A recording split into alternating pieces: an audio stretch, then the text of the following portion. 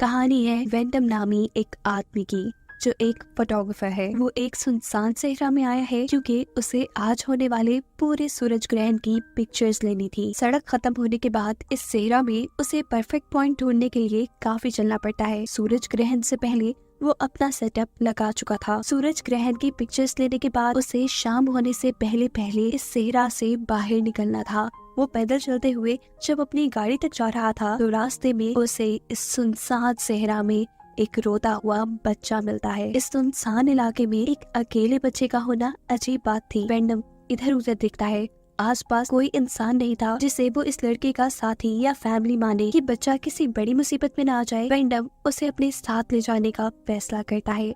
बच्चा उसकी कोई बात नहीं सुनता और आगे आगे बढ़ता रहता है। वेंडम पूछता है, ओ बच्चे तुम कहाँ जा रहे हो? जिस पर वो बच्चा जवाब देता है कि वहीं कहीं मेरे माँ बाप खो गए हैं और मैं उन्हें ढूंढने जा रहा हूँ। ना चाहते हुए भी वेंडम को इस बच्चे का पीछा करना पड़ा था। वो बच्चा वेंडम को उसकी कार से कई किलोमीटर उल्टी डायरेक्शन मिलाकर छोड़ देता है और हंसते हुए बिना उससे कुछ कहे वहाँ से भाग जाता है। वेंडम ये बात समझ गया था कि ये बच्चा किसी चाल के तहत उसे यहाँ लाना चाह रहा था, पर अब आगे वेंडम के साथ क्या होने वाला था वो ये नहीं जानता था। वो हर हाल में शाम होने से पहले तक अपनी कार तक पहुँचना चाह रहा है, पर वो ये भी जानता है कि जितनी दूर वो आ चुका है वो जितना भी चल ले रात हो ही जाएगी और अंधेरे में वो इस सहरा में भटक जाएगा। और उसके साथ यही हुआ था। रात काफी हो चुकी थी और वो खो चुका था। वो अब यहाँ एक पत्थर के नीचे रात गुजारने का फैसला करता है और थोड़ी ही देर गुजरने के बाद वेंडम को करीब ही कहीं से कुछ आवाजें आती हैं। उन आवाजों का पीछा करने पर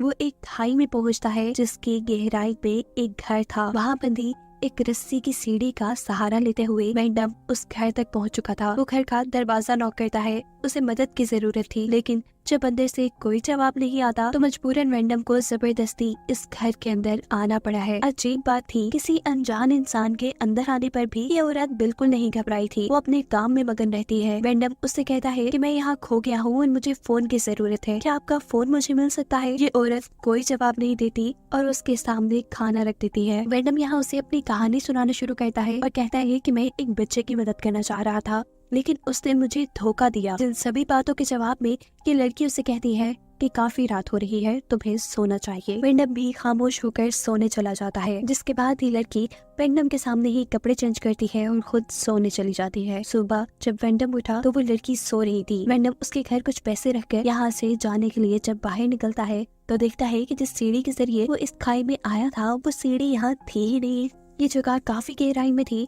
चारों तरफ बड़े बड़े गर्म पहाड़ थे और यहाँ से बाहर निकलने का और कोई रास्ता नहीं था। उस लड़की के जागने पर वेंडम उससे पूछता है कि वो सीढ़ी कहाँ गई। लड़की कहती है, मुझे नहीं मालूम, वो लोग कभी कभार ही उस सीढ़ी को वहाँ रखते हैं। वेंडम उससे पूछता है कि यहाँ कोई और लोग भी रहते हैं, जिस बात का लड़की कोई जवाब नहीं देती। वेंडम अब इंतजार करता है कि शायद वो लोग सीढ़ी वहाँ वापस लगा देंगे। टाइम पास के लिए वो इधर उधर की तस्वीरें लेने लगता है और दोपहर तक जब वहाँ कोई सीढ़ी नहीं आती तो वेंडम खुद ही इन पहाड़ों के ऊपर चढ़ने का फैसला करता है, पर इन गर्म पहाड़ों पर चढ़ना काफी मुश्किल था। मजबूरन उसे दूसरी रात में यही गुजारनी पड़ी। अगले दिन भी जब वहाँ कोई सीढ़ी नहीं मिलती तो वेंडम अलीना नामी इस लड़की से एक कपड़ा और एक हथौड़ी लेकर इन पहाड़ों के ऊपर चढ़ने की कोशिश करता है। इस मर्तबा वो काफी हद तक कामयाब भी हो चुका था कि तभी ऊपर कुछ लोग आते हैं। वो लोग ऊपर से वेंडम के ऊपर एक मरी हुई मुर्गी फेंकते हैं, जिसकी वजह से वेंडम डिसबैलेंस होकर नीचे गिर जाता है। इतनी ऊंचाई से गिरने की वजह से वो बेहोश हो चुका था। पूरा दिन वो वहीं पड़ा रहा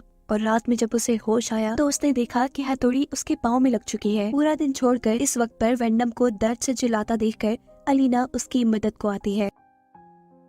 वो उसके पाँव से हथौड़ी निकालकर उसको पट्टी बांध देती है और ऐसे वेंडम और 2 दिन के लिए यहीं पर फंस जाता है। 2 दिन बाद वो दोबारा यहाँ से निकलने की कोशिश करता है, पर इस मर्तबा भी सीढ़ी पहाड़ों पर नहीं थी। वो जोर जोर से चिल्लाता है और कहता है कि अगर कोई ऊपर है और मुझे सुन रहा है तो मेरी मदद करे।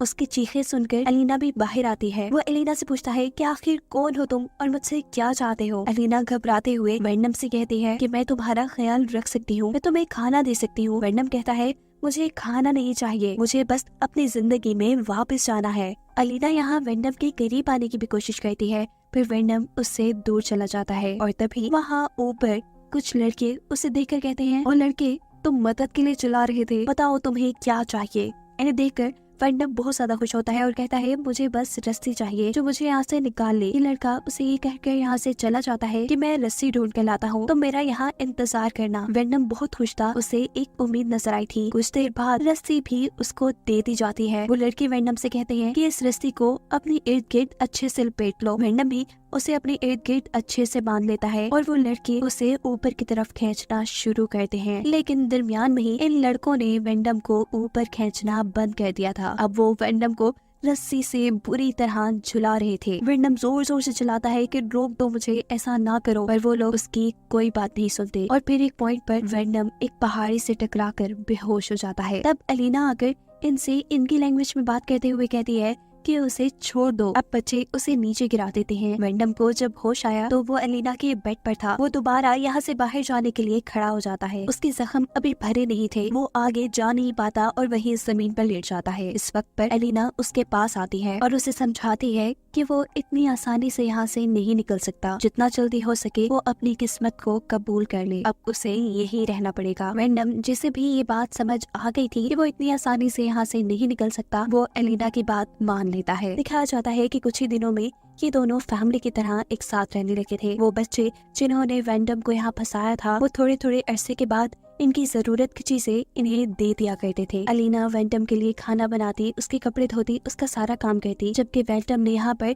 सब्जियां उगाने का काम शुरू कर दिया था। पर इस सब के बावजूद भी वेंडम को एक उम्मीद बाकी थी कि वो यहाँ से बाहर चला जाएगा। और फिर एक दिन लड़कों ने सामान के साथ इनको अल्कोहल भी दी, जिसका इस्तेमाल रात में वेंडम ने काफी किया और नशे की हालत में उसे पता ही नहीं चला कि कब वो एलिना के काफी करीब आ गया। खैर अगला दिन होता है और आज भी दोबारा वेंडम यहाँ से निकलने की कोशिश में लग जाता है, लेकिन रास्ता तो कोई था नहीं। पर आज एक उम्मीद की किरण उसके लिए आई थी। एक लड़का उससे बातें करता है और उसे कहता है कि मैं पढ़ना चाहता हूँ, क्या आप मुझे पढ़ा सकते हैं? वेंडम उसे कहता है हाँ क्यों नहीं, जरूर, एक मरतबा तो मुझे यहाँ से बाहर निकाल लो, हम बाहर जाकर एक फैमिली बन जाएंगे और वहाँ मैं तुम्हें सब कुछ सिखा दूंगा। वो लड़का जवाब में कहता है पता नहीं, शायद मैं ऐसा नहीं कर पाऊंगा। मैं आपको यहाँ से बाहर तभी निकाल सकता हूँ जब मेरे बाकी साथी या तो कहीं दूर गए हों या फिर सो रहे हों, लेकिन हाँ मैं आपकी मदद जरूर करूंगा, आप तैयार रहना। वेंडम कहता है हाँ क्यों नहीं, जरूर। उनकी इन्हीं बातों के दौरान ऊपर उस लड़की के साथी ने आकर उसे वेंडम से बातें करते देखकर उसे पकड़ लिया था। अब जब वो घर आता है तो एलिना उसे बताती है कि वो प्रेग्नेंट है,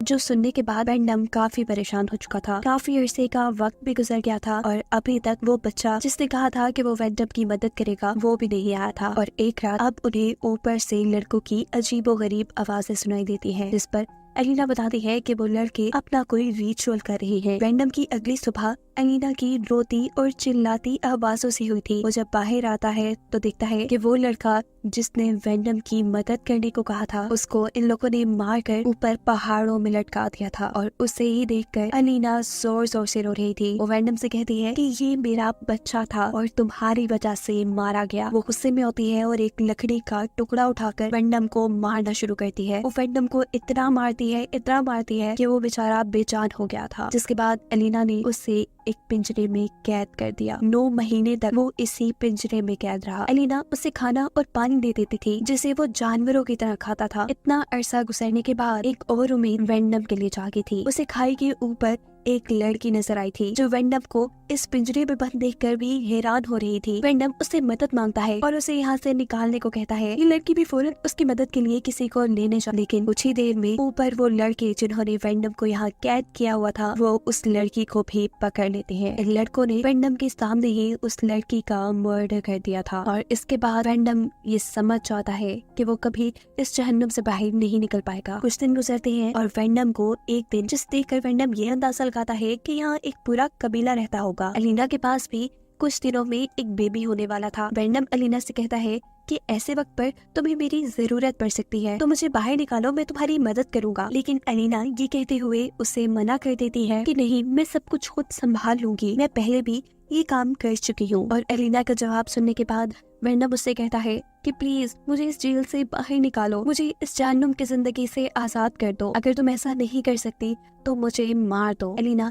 ये सारी बातें सुनते सुनते यहाँ से जा चुकी थी और वेनम यही बातें बार बार चिल्ला रहा था। कुछ दिन के बाद दोबारा एलिना वेनम के पास आती है। वो उसका पिंजरा खोलकर उससे कहती है कि प्लीज मेरी मदद करो, मैं मुश्किल में हूँ। वेनम ना चाहते हुए भी उसकी मदद को बाहर आ जाता है, लेकिन वो खुद भी इतने दिन इस पिंजरे में रहने की वजह से ठीक से चल नहीं पा रहा था। आज वेनम देखता है कि वो सीढ़ी यहाँ पर मौजूद थी, जिसके जरिए वो यहाँ से बड़ी आसानी से निकल सकता था, पर वो अपने आप को आजाद करवाने से बेहतर अलीना की मदद करने को समझता है। अलीना के पास एक बेटा पैदा हुआ था, जिसे देखकर कि दोनों ही बहुत ज्यादा खुश थे। इस बच्चे के पैदा होते ही ऊपर से वो लड़के जिन्होंने वेनम को यहाँ कैद किया हुआ था, वो सब नीचे उतर कर आते हैं और बहुत ही बेदर्दी से वेनम का गला काट कर उसे मार डालते हैं और वेनम की लाश वही पड़ी आज तक सड़ रही है, जिसे दिखाते हुए ये कहानी यहाँ खत्म हो जाती है।